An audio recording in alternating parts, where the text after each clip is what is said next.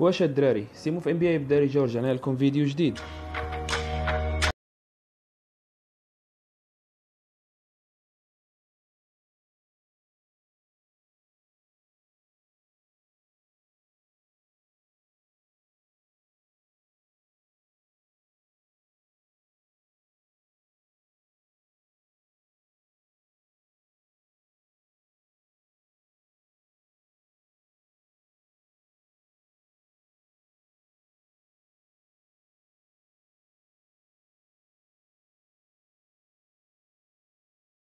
كما باين من العنوان ديالو اننا غادي نهضروا على الفرق بين فيبا والان بي اي.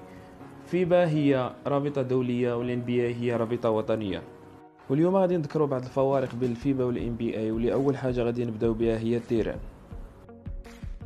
التيران ديال الان بي اي فيه 28 متر فاصله 65 في الطول و15.24 في العرض. اما بالنسبه للتيران ديال فيبا ففيه 27.76 في الطول و14.93 في العرض. من بعد كندوزو للخط ديال الطروا باني في الام بي اي 7.28 متر وفي الجناب 6.70. اما بالنسبه للفيبا ف 6.27 على لا زون كامله.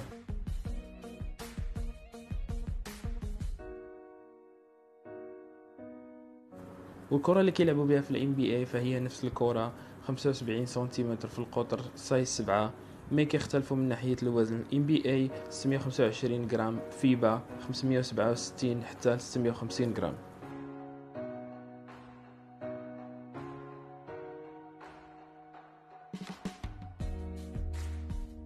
الوقت ديال اللعب الام بي اي كيلعبوا 48 دقيقه اللي هي 12 دقيقه في الربع، مي فيبا كيلعبوا 40 دقيقه اللي هي 10 دقائق في الربع.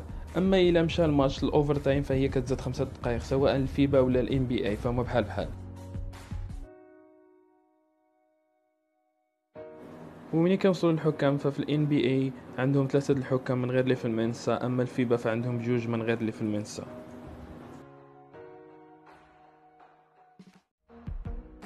زون ديفانس ولا دفاع المنطقه في الفيبا مسموح، يمكن لاي فرقه دير دفاع المنطقه ويبقى واحد واقف في لاراكيت. اما في الام بي اي فهو غير مسموح، واطول مده يمكن لك توقف لاراكيت هي 3 ثواني.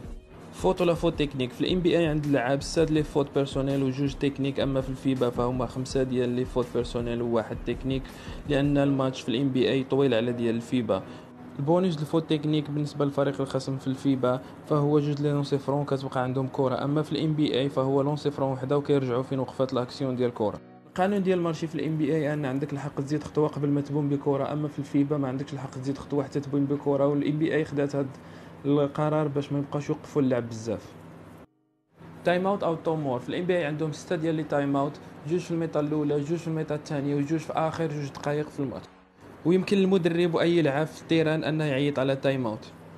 اما بالنسبه للفيبا فهم عندهم 5 ديال لي تايم اوت، جوج في الميطه الاولى، واحد في الميطه الثانيه، وجوج في اخر 2 دقائق، والمدرب الوحيد اللي عنده الحق انه يعيط على تايم اوت.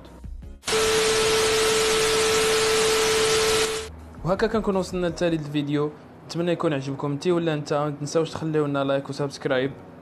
نشوفكم الفيديو الجاي، تهلاو.